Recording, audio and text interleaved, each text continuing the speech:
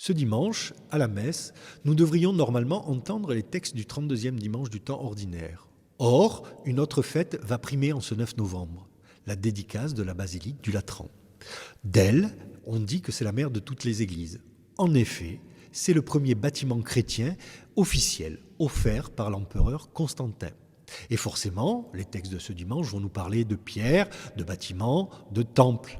Mais pas seulement de murs, ils parlent aussi de la présence de Dieu et où Dieu réside vraiment.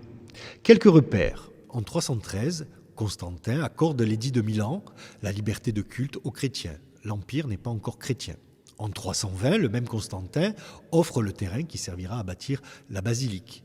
En 325, le même Constantin, empereur laïque, convoque le concile de Nicée, d'où vient notre credo. Avec le Latran, le culte sort des maisons. Jusque-là, culte domestique.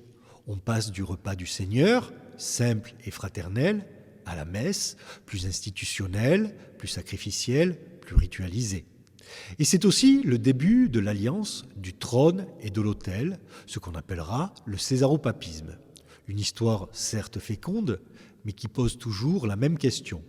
Quand la tentation revient d'imposer une vision chrétienne dans la sphère publique, jusqu'où ?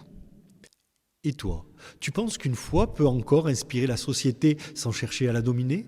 N'hésite pas à le dire en commentaire.